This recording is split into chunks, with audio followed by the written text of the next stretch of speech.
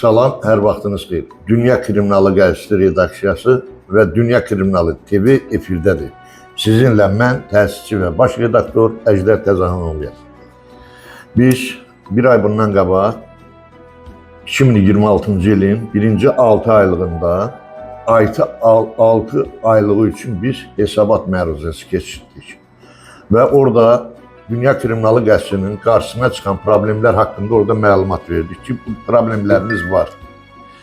O problemlərlə əlaqədar, demək üstündən bir ay keçməyinə baxmayaraq doğrudan da biraz sevindirici hal da var. Hardasa 3-4 bizim redaksiyamız tərəfindən göndərilən sənədlərin müsbət həll olunmasında biraz o az olsa da ancaq yenə var. Yəni onun mənası odur ki, hələlik işlər davam edir. Məsələn, indi o haqda biz geniş müzakirə eləyərik, danışar o haqda. 2026-cı ilin birinci 6 ayının hesabatından sonra bir ay müddətinə bizim redaksiyanın əməkdaşları bəzi irəliləyişin əldə olunmasından əlaqədar yenə də biz hər ay, hər bir aydan bir yenə belə yığıncaqlar keçirdərək qarşımıza çıxan problemlərin həll olunmasından bir yerdə yekun qərara gələcəyik. Bugün bizim əməkdaşlarımızdan mənim baş redaktor kimi müavinim, Ağsaqqallar Şurasının sədri Məmmədəli Əzizov Balakişioğludur. Neçə illərdir bizim əməkdaşımızdır. Yəqin onun da sözü var. Özü əslən Beləsivar rayonundandır. Sonra Vüqar müəllim ki, tanıyırsınız, Vüqar müəllim bizim redaksiyanın, baş redaktorun köməkçisidir. İndi yəqin elə birinci başlayaq, məhkəmə sistemlərindən başlayaq belə problemlə. Demək, birinci biz rəsmi qaydada Xəzər dənizçiliyi ilə əlaqədar orada yaşayan qadınları işdən, evdən, yaşadığı evlərdən qovlamaq üçün məhkəməyə rəsmi qaydada Xəzər Dəniz Gəmçiliyin İdarəsi tərəfindən iddia qaldırılmışdır. Birinci instansiya məhkəməsində iddia qaldıran Xəzər Gəmçilik İdarəsinin rəhbərliyi tərəfini məhkəmə saxlayaraq onların orada çıxarılması tələbini qoydu. Valideynlər orada həm bizə müraciət elədilər, həm də apellyasiya şikayəti verdilər və rəsmi qaydada biz sübut elədik ki, onların orada yaşamağa, hamısının demirəm, bəzilərinin yaşamağa orada haqqı var, onlar yaşamalıdırlar orada.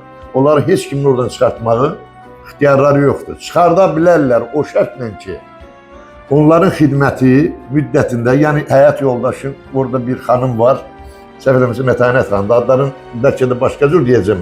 Yəqin ki, onlar Xəzər dəniz gəmçiliyi bilər. Məsələ ondan gedir ki,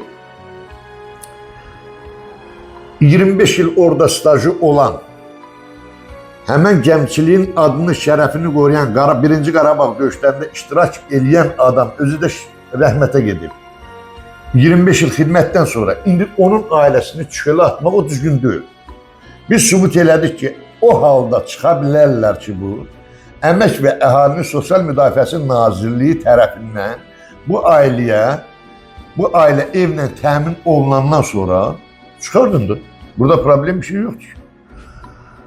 Apellyasiya məhkəməsinin doğrudan da 3 hakimi Əkrəm müəllimin, səhv eləmirəm, İkram da Əkrəm müəllimin rəhbəri ilə keçən apellyasiya məhkəməsi ədalətli araşdırma apararaq 4 nəfər orada yaşayan insanların orada qalıb yaşamasına icazə vermişdi, qərar çıxartmışdı. İndi ali məhkəməyə verərlər, verməzlər, özləri bilər, sevindirici haldır. Doğrudan da son zamanlar məhkəmələrdə baş verən özbaşınalıqdan ümumiyyətlə çox danışmaq olar. Heç kim də inciməsin bizdən. Biz Azərbaycanlıyıq, bizim borcumuz cəmaatın qulluğunda duraq. Ortalığa çıxan məsələlərdə hüquq mühafizə orqan əməkdaşlarına sizə kömək üçün biz bunu eləyirik. Kömək üçün eləyirik. İddia ərcəsini alırıq, jurnalist araşdırmasını aparırıq, ədalətli aparandan sonra o biri tərəf, yəni qarşı tərəf götürək cavab deyirlər, hansısa icra eləməyəndə söz yenə sizindir. Siz icra elə, köməklik eləyirsiniz. Mən deyirəm, bəlkə bu temada biraz Məmmədəli müəllimin bəlkə sözü var. Məmmədəli müəllim, siz nə deyə bilərsiniz bu vaxt? Cənab redaktor, təşəkkür edirəm mənə söz verdiyinizə görə. tapşırıqda əsasən bir neçə rayonda son aylarda araşdırmalar aparmışam, müxtəlif idarə təşkilatlarda olmuşam, əhali ilə görüşmüşəm. Ölkədə hal-hazırda iqtisadi cəhətdən irəliləyişimiz olsa da müəyyən çətinliklər var. Xalq narazı kütlə də var, razı kütlə də var, haqlı narazılar da var, haqsız narazılar da var. Amma belə götürəndə ölkədə sanki müəyyən qüvvələr var ki, onlar əhalini bilərəkdən incidirlər. Bunu açıq demək lazımdır. Bilərəkdən incidirlər əhalini. Xüsusən qeyd eləmək istəyirəm, məhkəmə sistemində bunu qeyd eləməliyəm ki, qanun boşluqları var. Biz onu qeyd eləmişdik, Məmməd Əmin. Əhali banklar tərəfindən onsuz girovdur. Demək olar ki, resmen 80% bankların əsiridir. Banklar istədiyi rəqəmi, istədiyi vaxtı məhkəmələrə müraciət edir ki, oldu, olmadı, filan kəsin belə borcu, cərimə borcu var, belə faiz borcu var. Və hakimlər də sanki xalqın hakimi yox, müəyyən bankların, şirkətlərin hakimidir. Həmin dəqiqə o bankın, o şirkətin xeyrinə qərar çıxardır ki, filan kəs o filan kəsdən müəyyən məbləğ tutulub bu bankın hesabına köçməlidir. Amma əslində mən fakt da deyə bilərəm ki, həmin adamın cəmi 100 manat borcu olduğu halda məhkəmə qərarı var, 900 manat pul verməlisən, ödəməlisən. Və mən xahiş edərdim məhkəmə üzvlərindən, hörmətli nazirimizdən bu xalqla məhkəmə arasında olan bu boşluq müəyyən həllini tapsın. Müəyyən müraciət olunursa bank tərəfindən bu vətəndaş çağırılsın, vətəndaşın əlində ödəmə çekləri var, vətəndaşın müəyyən faktları var, bəlkə də bank haqsızdır. Bunlar heç biri olmadan ərizə daxil olan kimi məhkəmə qərar çıxardı ki, bu banka borc verilməlidir, qutardı. Məhkəmə bu banklar 10 illərlə, hətta mən adamlar rayonlarda görüşürəm, mənə sənət göstəriblər.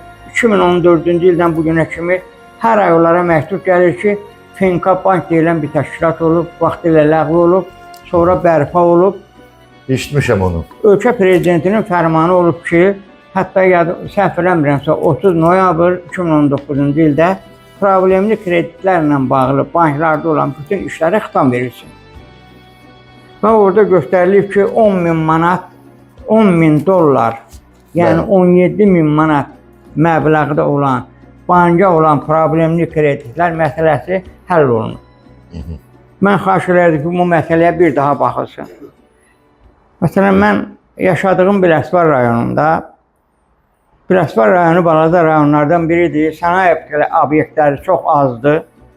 Əhalinin demək olar ki, əksər hissəsi yay aylarında çöldə pambıq, kartof, çiyələk, müxtəlif açıq deşik qul əməyinə məşğuldurlar. Bunları da çölə gündə aparıb gətirmək üçün müəyyən maşınlar var. O maşınlar da təbii ki, bunları pulla aparıb gətirir. O maşınlara da çox sağ ol demək istəyərdim ki, bəli, bu onlar olmasa əhali ümumiyyətlə əkin olmayacaq Biləsuvarda. Amma o günlərdə bizim polis rəisinin, Biləsuvar yol polisi rəisi haqqında bir məqalə getmişdi. Televiziya ekranda gördüm. Əslində yol polislərindən narazı kütlə çoxdur. Bunun obyektiv səbəbləri də var, subyektiv səbəbləri də var. Subyektiv səbəbləri odur ki, əhali nahaqdan çox incidilir. Bu, hamımızın maşını var, hamımız görürük, bu fakt var, kimsə bundan qaça bilməz. Amma bu bizim o yol polisi haqqındakı o veriliş getmişdi. Mən onu demək istəyirəm ki, bu Rauf Əzimov əslində qanun tərəfinə qalanda gərək bu maşınlar heç biri sahəyə, adamlar evdə qalar. Bunların heç bir sahəyə gedə bilir. Çünki bu sürücülərin əksəriyyətinin, hətta 90%-nin belə avtobus sürücüsü kimi vəsiqəsi yoxdur. Bu adamlar da bir də məcburuq, bunlara yalvaraq, bunlardan xahiş eləyək ki, gündə təxminən Biləsuvarın sahələrinə 100-dən çox belə marşrutlar gedir. Bəli. Əgər bu Rauf Əzimov müəyyən mənada bu əhaliyə kömək eləməsə, bu işçilərinə hardasa müəyyən güləşləri getməyə tapşırmasa, Əhalinin bütün sahələr boş qala.